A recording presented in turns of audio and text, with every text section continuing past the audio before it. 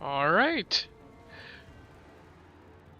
Our how to beat video today will be Malaki Makison, one of the dwarves.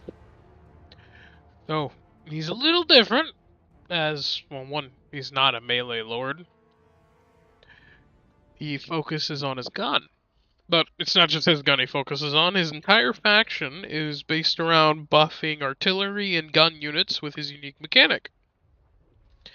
His unique mechanic lets you give them different abilities, powers, buffs, a tremendous amount of things. But I won't go into complete detail, because I don't have a campaign of him later. I'll just talk about the dwarfs and his first battle. Plus a little bit of advice. Advice is pretty simple. When you're playing Malaki, gyrocopters, guns, artillery, those are your friends. He buffs them a lot. Side note about Malaki, he is not a normal dwarf because he's also a horde faction. Just for him, though. What being a horde faction means is... I'll have to show you after the battle. But, since we're here, I'll show you this. You have access to the Great Book of Grudges. The Great Book of Grudges tells you certain grudges you have to get done. For example, destroying all of the elves. You get permanent buffs and a lot of grudges. Use grudges to confederate legendary lords.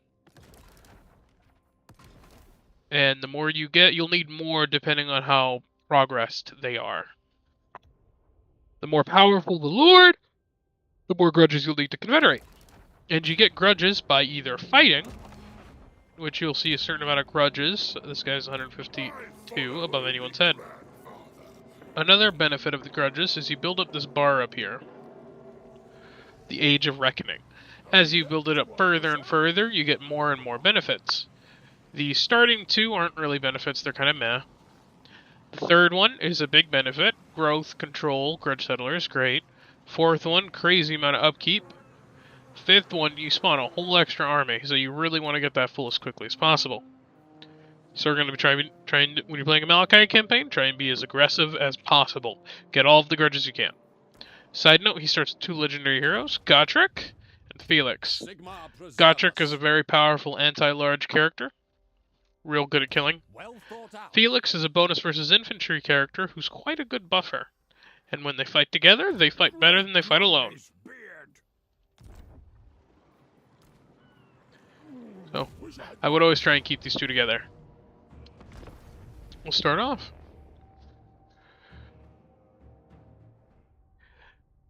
If you guys watch the stream, you know what I said about fighting Nurgle. It tends to take a while.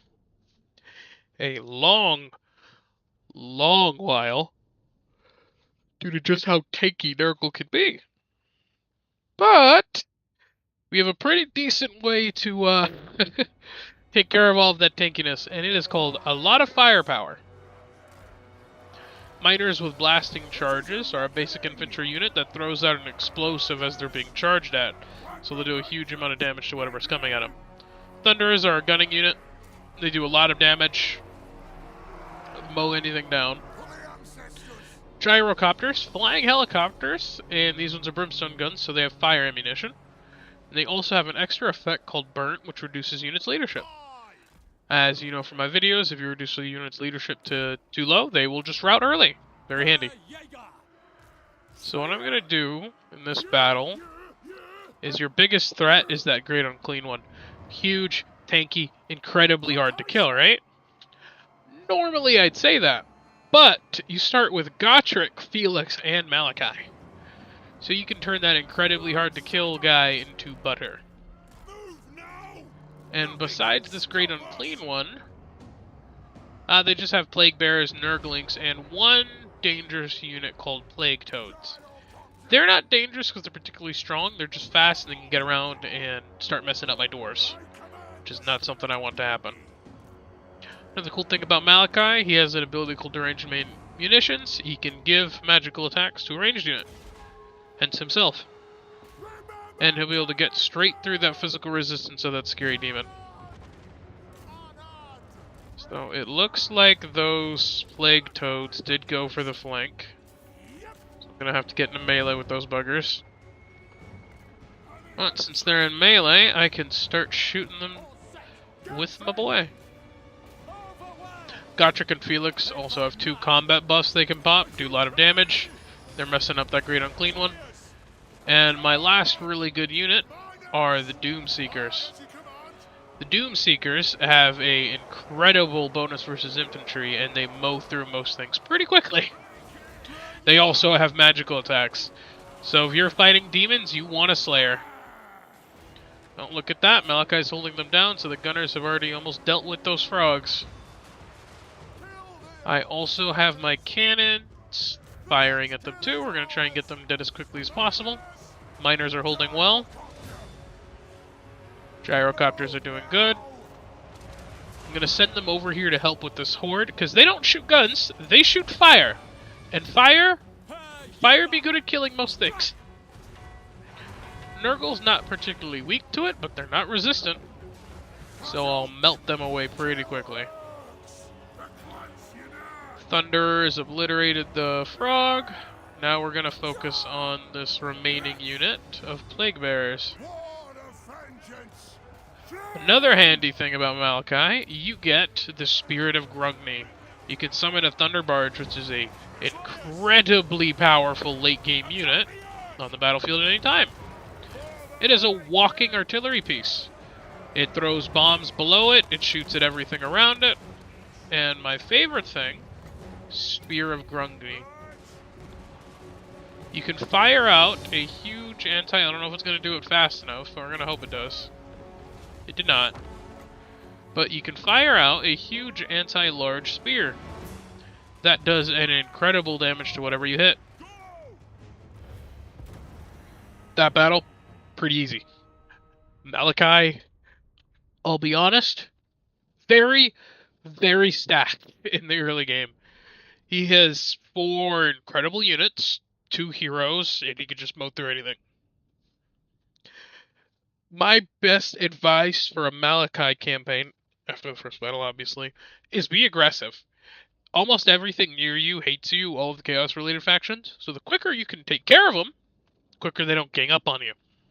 The problem's if you play too passive like the other dwarves. If you do that, you'll be ganged up on, and you'll be quickly overwhelmed. Boom.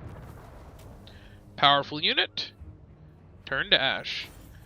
So I'm gonna grab replenishment here because of how much I've been injured. But you know what? No. I'll grab some oath gold so I can show you something. So oath gold is a resource you can get from battles, and you get it over here. You can spend it in the forge. I don't have enough oath gold to access it, but in the forge you can create magic items specifically for dwarfs. These magic items, banners, armor, weapons, enchanted items, anything you can think of you can make in the forge, besides ancillaries. And they are all in... No, you can make it... Instead of ancillaries, you make something called runes. I go over to the dwarf. We'll see it, character runes. You can equip character runes that give them really big buffs. There's one that does damage in an area, another that gets them resistance. They're all really good. I would get as many as you could. You need oath gold for that, so try and keep that building in mind.